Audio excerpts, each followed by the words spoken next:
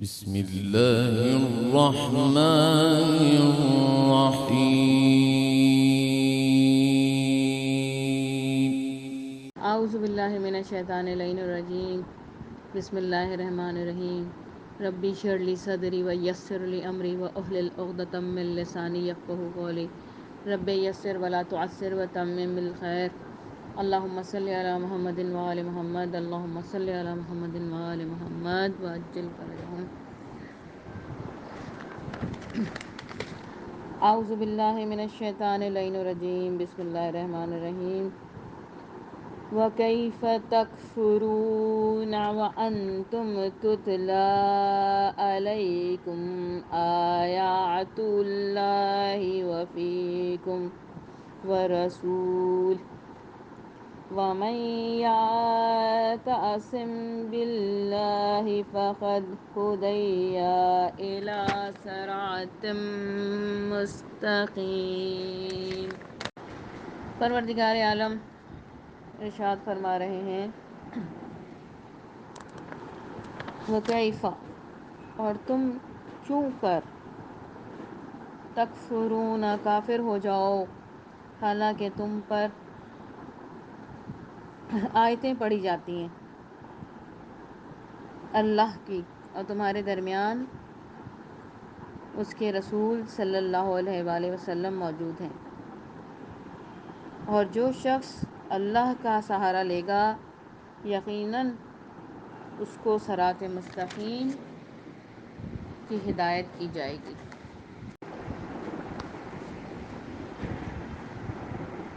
وَمَن يَعْتَصِم بِاللَّهِ فَقَدْ هُدِيَ إِلَى صِرَاطٍ مستقیم، جس کے ظاہری الفاظ کے معنی یہ ہیں کہ جو شخص دین اللہ سے تمسک یا اللہ تعالیٰ سے جو ہے اس کو تمام امور جو دنیا میں اس کو درپیش ہیں، جو معاملات، جو زندگی گزارنے کے طور طریقے، افعال، ملنے جلنے، سوشلائزیشن کہہ لیں سے، کیسے آپ کو دنیا میں رہنا ہے، تو ان سب کو گزارنے کے لیے اللہ تعالیٰ نے ہمیشہ سے اپنے ہدایت دینے کے لیے نبیوں کو بھی بھیجا، اور اس کے ساتھ کتابوں کو بھی اللہ نے نازل فرمایا. اور یہ ایسا نہیں ہے کہ قرآن پاک کوئی پہلی کتاب ہے جو نازل کی گئی ہے. اس سے پہلے بھی، جیسا کہ سب آپ لوگ جانتے ہیں ماشاءاللہ سے، کہ توریت، انجیل، زبور، صحیفہ جات نازل ہوئے ہیں. اور یہ اسی لیے نازل ہوئے ہیں کہ انسان بھول جاتا ہے تو اس کے پاس ایک اللہ کی طرف سے ریٹن ایویڈنس کتاب کی شکل میں موجود ہو. اب یہ الگ بات ہے کہ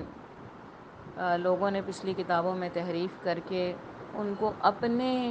مفاد کے متعلق ان کے مطالب کو موڑ لیا، اور ان میں کیونکہ جب کہ آپ دیکھتے ہیں کہ یہ قرآن ہے، اور حضرت موسیٰ علیہ السلام جو لے کے آئے تھے وہ الواح پہ، یعنی کہ تختیوں پہ لکھی ہوئی، نورانی تختیوں پہ جو تھا وہ لکھے ہوئے ہدایتیں تھیں، جنہیں 10 کمانڈمنٹس کی صورت میں آپ لوگوں نے ویڈیوز بھی دیکھی ہیں. تو وہ لکھی ہوئی آئی تھیں، پتھر پہ لکھے ہونے کے باوجود جو ہے ان کو ایک تو وہ زیادہ تر ضائع ہو گئیں، اور جو بچی تھیں ایکچولی جو تھیں وہ تابوت سکینہ کے اندر آج بھی محفوظ ہیں، اور یقیناً وہ اور بھی باقی ساری محفوظ ہوں گی، لیکن یہ کہ لوگوں نے انہیں تلف کر دیا تھا، اور ان سے وہ ضائع ہو گئیں، ان سے گم ہو گئیں. امتداد زمانہ سے یہ چیزیں ہو جاتی ہیں، لیکن یہ پروردگار عالم کے کلام کا یہ معجزہ ہے کہ جو جو چیزیں نبی اکرم صلی اللہ علیہ وآلہ وسلم سے متمسک ہیں، جو جو نبی صلی اللہ علیہ وآلہ وسلم سے تعلق رکھتی ہیں، وہ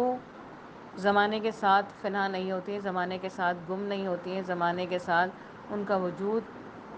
جو ہے وہ فنا نہیں ہوتا، بلکہ ان کے وجود کو پروردگار عالم اپنے نبی سے تعلق ہونے کی وجہ سے ہمیشہ قائم رکھتا ہے.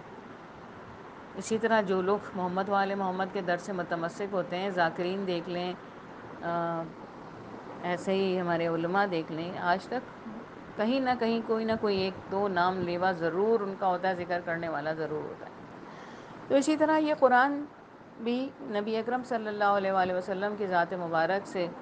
پر نازل ہوئی، اور اس کے اندر جو ہے یہ نبی صلی اللہ علیہ وسلم نے جو ہمیں پروردگار عالم سے ہدایت لے کے دی ہے، وہ ہماری زندگی گزارنے کے کا ایک اصول ہے کہ کس طرح سے آپ نے کھانا ہے، کس طرح سے پینا ہے، مطلب سارے اصول ہیں۔ اپنے بچوں کی پرورش کیسے کرنی ہے، شادی بیاہ کے معاملات کہہ لیں، آپ کہہ لیں کہ میل جول کے ملاقات کے معاملات کہہ لیں، کس طرح سے آپ نے جو ہے اپنے آپ کو سنوارنا ہے، یعنی کہ اگر آپ نے جوتا بھی پہننا ہے تو وہ بھی اسی طریقے سے پہننا ہے جیسا کہ محمد والے محمد کے در سے آپ کو بتایا گیا ہے، کس رنگ کا پہننا ہے، کس رنگ کی جرابیں پہننی ہیں۔ تو قرآن ایک لائن دیتا ہے، اس لائن سے کتنی ساری شاخیں نکلتی ہیں، ان سب کو بیان کرنے والے محمد والے محمد ہیں۔ یہاں تک کہ ہے کہ بیٹھ کے کنگھی کیا کرو، کہ تمہیں جو ہے قرآن میں نہیں ہے، یہ محمد والے محمد کے اقوال سے ہے اور ان کی روایات سے ہے کہ جب تم کھڑے ہو کے کنگھی مسلسل کرتے ہو تو تمہارے جو ہے دل پہ حملہ ہوتا ہے اور دل کی قوت کم ہو جاتی ہے، اور ہمارے ہاں اسے ہارٹ اٹیک کہا جاتا ہے۔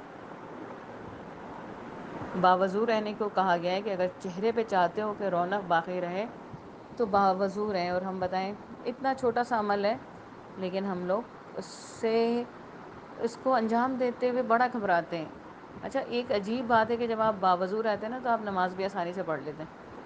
تو یہ چیزیں، اور پھر باوضو رہ کے جتنے بھی کام انجام دیں گے آپ،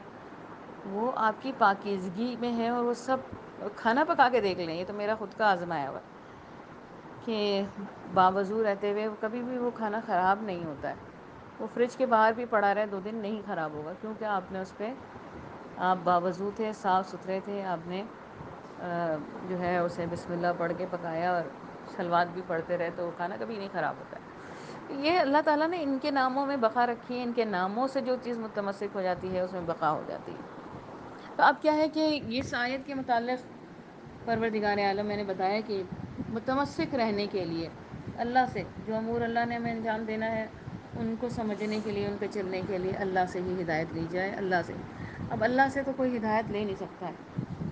اللہ سے کیسے ہدایت لیں گے جو کہ ہمیں دکھتا ہی نہیں ہے، اور ہم سب مادیت کے کہا جائے مادیت سے ہمارا تعلق ہے، اور ہم جب تک چیزوں کو دیکھتے نہیں ہیں، سنتے نہیں ہیں، ان کا ہم استعمال کیسے کر سکتے ہیں، یا ان بغیر دیکھی چیزوں سے ہم کیسے بات کر سکتے ہیں۔ تو اب بات یہ ہے کہ ہمیں تعلق جو ہے وہ رکھنا ہے کس سے؟ جو پروردگار نے رہنما بنا کے بھیجے ہیں۔ اچھا، پروردگار عالم کے بنائے ہوئے رہنما ڈیفرنٹ ہوتے ہیں، ہمارے بنائے ہوئے رہنما ڈیفرنٹ ہوتے ہیں، ٹھیک ہے۔ ہم اپنے میں سے بہتر کو تلاش کرتے ہیں، اور سیم ٹائمز ایسا ہوتا ہے کہ وہ ہم سے بہتر نہیں ہوتے ہیں بلکہ اور بدتر ثابت ہوتے ہیں۔ تو اللہ تعالیٰ جو بنا کے بھیجتا ہے وہ ہر پرونس اینڈ کونس کو انسانوں کے دیکھتے ہوئے، ہر نقطہ نظر، ہر زاویے کو دیکھتے ہوئے انسان کے رہنما کو خلق کرتا ہے۔ اور نبی اکرم صلی اللہ علیہ وآلہ وسلم کی ذات مبارک کامل انسان ہیں، کامل ذات ہے ان کی، تو انسان اس لیے کہ لبادہ انسان میں انہیں لباس دیا گیا انسانوں کا، ورنہ وہ ان کی خلقت نوری ہے۔ تو ہمیں ہر ان امور میں کس کی طرف ہمیں رجوع کرنا پڑے گا؟ نبی اکرم صلی اللہ علیہ وسلم کے۔ پھر بات یہ آتی ہے کہ ختم رسول ہو گیا ہے، اب تو کوئی رسول آنے والے نہیں ہیں، پھر اب کس سے کریں؟ تو ہمارے پاس 12 اماموں کی ایک سیریز ہے، اور سب کے علم ایک جیسے ہیں، ایسا نہیں کہ 4 اور ہو گئے امام تو چاروں نے اپنے اپنے علم کو کی اشاعت شروع کر دی، نہیں، ہمارے 12 ہیں اور علم ایک ہے، منبع ایک ہے، ہدایت ایک ہے، جو نبی اکرم نے ارشاد فرمایا وہ ہمارے امام حسن عسکری علیہ السلام نے ارشاد فرمایا۔ جو کچھ رسول اللہ صلی اللہ علیہ وسلم نے فرمایا وہ حضرت علی علیہ السلام نے فرمایا. تو اس کو کہتے ہیں سلسلۃ الذہب، یعنی کہ ہمارے جو تعلیمی سلسلہ ہے، جو ہمیں ہدایت کا سلسلہ ملا ہے، وہ سینہ بہ سینہ ہے. ٹھیک ہے. اور ان کے راویان یعنی کہ خود جو ہیں معصومین اس علم کی اشاعت ویسے ہی کرتے رہے جیسے کہ نبی اکرم صلی اللہ علیہ وآلہ وسلم.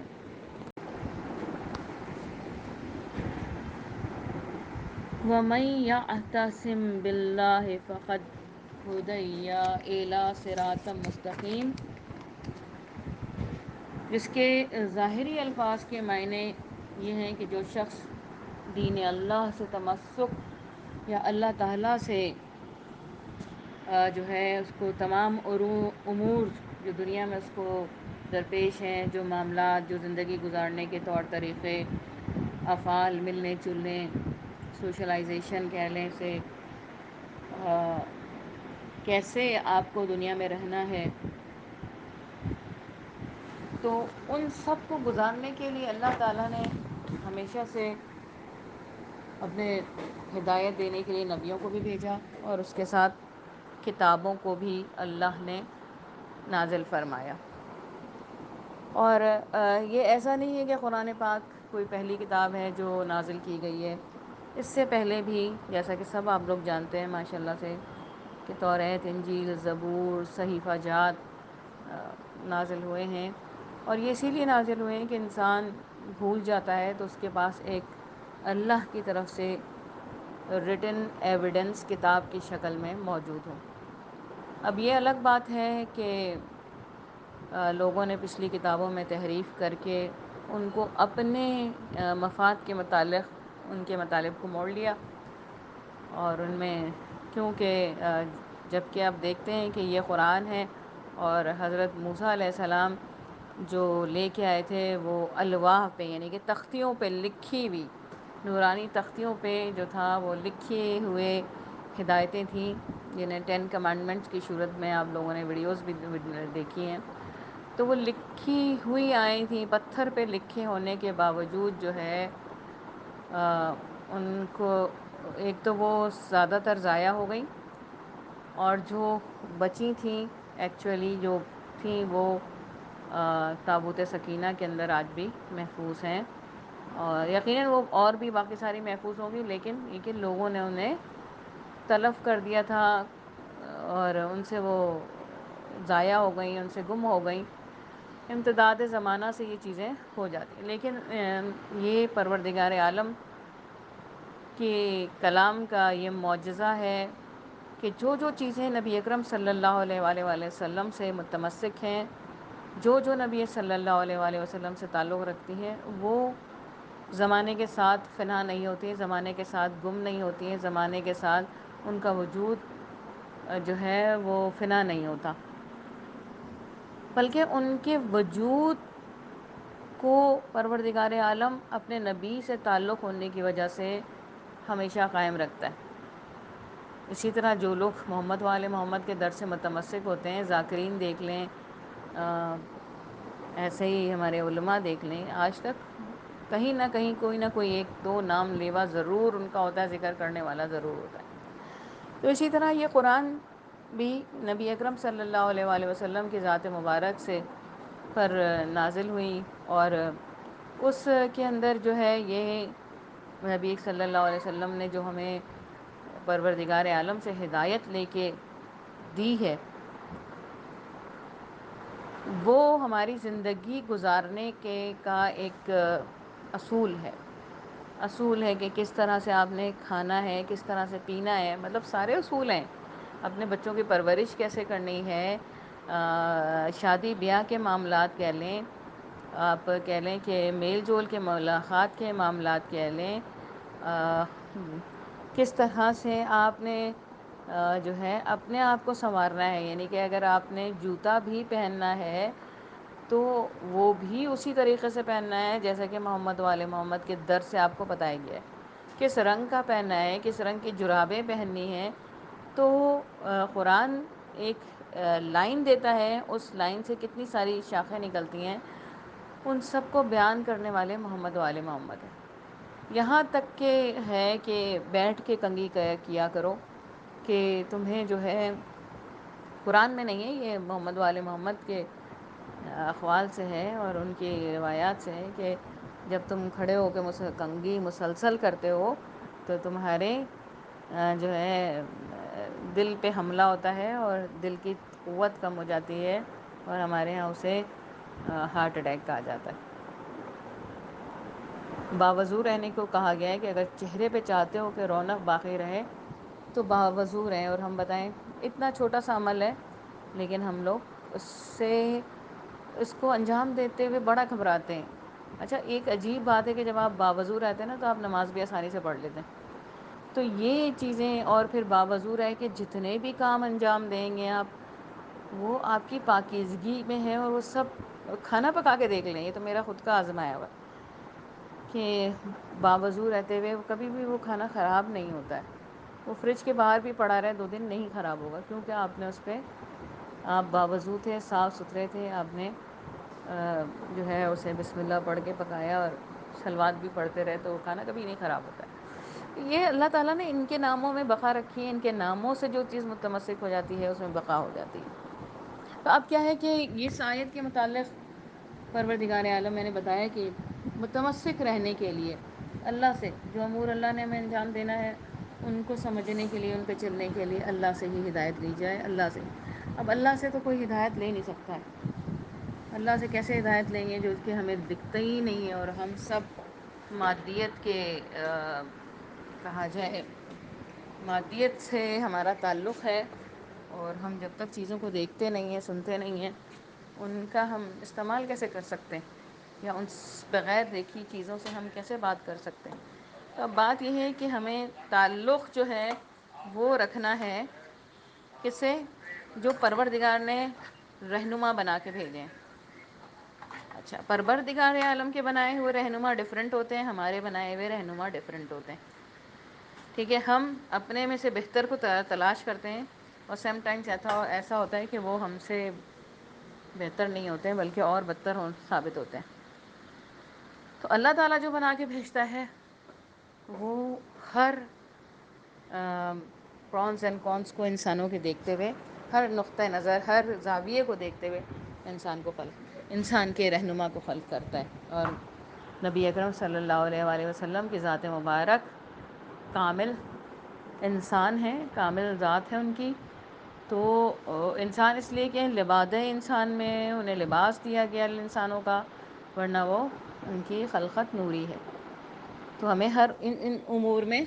کس کی طرف ہمیں رجوع کرنا پڑے گا؟ نبی اکرم صلی اللہ علیہ وسلم کے۔ پھر بات یہ آتی ہے کہ ختم رسول ہو گیا ہے، اب تو کوئی رسول آنے والے نہیں ہیں، پھر اب کس سے کریں؟ تو ہمارے پاس 12 اماموں کی ایک سیریز ہے، اور سب کے علم ایک جیسے ہیں، ایسا نہیں کہ 4 اور ہو گئے امام تو چاروں نے اپنے اپنے علم کو کی اشاعت شروع کر دی، نہیں، ہمارے 12 ہیں اور علم ایک ہے، منبع ایک ہے، ہدایت ایک ہے، ایک جو نبی اکرم نے ارشاد فرمایا وہ ہمارے امام حسن عسکری علیہ السلام نے ارشاد فرمایا، جو کچھ رسول اللہ صلی اللہ علیہ وسلم نے فرمایا وہ حضرت علی علیہ السلام نے فرمایا۔ تو اس کو کہتے ہیں سلسلۃ الذہب، یعنی کہ ہمارے جو تعلیمی سلسلہ ہے، جو ہمیں ہدایت کا سلسلہ ملا ہے، وہ سینہ بہ سینہ ہے، ٹھیک ہے؟ اور ان کے راویان یعنی کہ خود جو ہے معصومین اس علم کی اشاعت ویسے ہی کرتے رہے جیسے کہ نبی اکرم صلی اللہ علیہ وآلہ وسلم۔ انسان جب گناہوں سے بچا رہے گا تو کیا ہے کہ اللہ تعالیٰ اس کی توفیقات کو بلند کریں گے۔ اور پھر یہاں پر ہے کہ نبی اکرم صلی اللہ علیہ وسلم سے روایت ہے کہ نبی اکرم صلی اللہ علیہ وآلہ وسلم نے فرمایا کہ مجھے جبرائیل علیہ السلام نے خبر دی ہے کہ امیر المومنین کے کاتبان یعنی دونوں فرشتوں نے خبر دی ہے کہ ہم ان حضرت کے ہمراہ ہیں، اور اب تک ان کا گناہ لکھنے کی نوبت نہیں آئی۔ اندازہ لگائیے کہ مولا کے جو فرشتے ہیں جو دائیں اور بائیں بیٹھے ہوتے ہیں، انہوں نے جو ہے حضرت جبرائیل سے کو بتایا کہ بھائی ہم نے آج تک مطلب ہم لکھ ہی نہیں پائے ہیں آج تک کہ کوئی ایسا نعوذ باللہ نعوذ باللہ، ذات مبارک پاک ایسی ہے، لیکن ان کے سے کبھی ہم نے دیکھا ہی نہیں ہے کہ کوئی ایسا لکھنے کی نوبت آئی ہو، کوئی ایسا گناہ یا کوئی ایسی بات یا کچھ اس طرح کی کبھی دیکھنے میں نہیں آئی۔ یہ تو ہم ہمیں پتہ ہے کہ نوری مخلوق ہے، لیکن ظاہری بات ہے جب جسمانی لباس میں بھیجے گئے ہیں تو جسمانی لباس کے ساتھ بہت ساری چیزیں اٹیچ ہیں، تو یہ فرشتے بھی خبر دے رہے ہیں۔ اور حضرت عمار یاسر سے روایت ہے اور اہل سنت کی روایت ہے کہ رسول اللہ صلی اللہ علیہ وسلم نے فرمایا، دونوں فرشتے جو حضرت علی علیہ السلام کے کاتبان ہیں اعمال پر فخر کرتے ہیں، وہ ان حضرت کے ساتھ ہیں جن کا کبھی کوئی عمل بالائے آسمان نہیں لے گئے جو اللہ تعالیٰ کے غضب کا باعث ہو۔ اندازہ لگائیے کہ مولا یہ نہیں کہ صرف بات وہ یہ کہ اطاعت تھی اور خود ہادی تھے،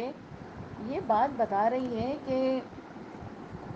ہمارے ہادی کس قسم کے ہیں تو ہمیں بھی کیسا ہونا چاہیے۔ ہمارے ہادی ایسے ہیں کہ جن سے کوئی ایسا عمل سرزد ہی نہیں ہوا جو کہ اللہ کے غضب کا باعث ہو۔ تو اتنے پاک و پاکیزہ ہیں، وہ ٹھیک بات ہے اللہ نے انہیں پاک و پاکیزہ رکھنے کی جو ہے وہ اعلان فرمایا ہے، لیکن بشری لباس عطا فرمایا ہے تو وہ فخر کا رشتہ کرتے ہیں فرشتے۔ اب ہم سب سوچ سکتے ہیں کہ ہمارے فرشتے بیچارے کتنے پریشان ہوتے ہوں گے اور کیا کیا لے کے اوپر بھیجتے ہوں گے کہ ہم نے، لیکن پھر بھی یہاں پر ڈس ہارٹ ہونے کی ضرورت نہیں ہے، اور یہاں پہ آپس میں دونوں فرشتے یہی کہتے ہیں کہ بھائی ٹھہر جاؤ، ابھی اس سے جلدی نہ کرو، جو اس نے گناہ کے متعلق سوچا ہے یا کرنے کا ارادہ رکھتا ہے، اگر جب تک انجام نہ دے لے جب تک نہ لکھنا۔ تو اب بات یہ ہے کہ ہمیں اللہ کے غضب سے بچنا ہے اور صراط مستقیم پہ چلنا ہے۔ تو پھر یہاں پہ ہم دیکھتے ہیں کہ معصوم جو ہے نا، معصوم ہم جو کہتے ہیں ہمارے معصومین، تو معصوم ہونے کا کرائٹیریا جو ہے وہ کیا ہے؟ تو امام جعفر صادق علیہ السلام سے حشام بن حکم نے پوچھا ہے کہ مولا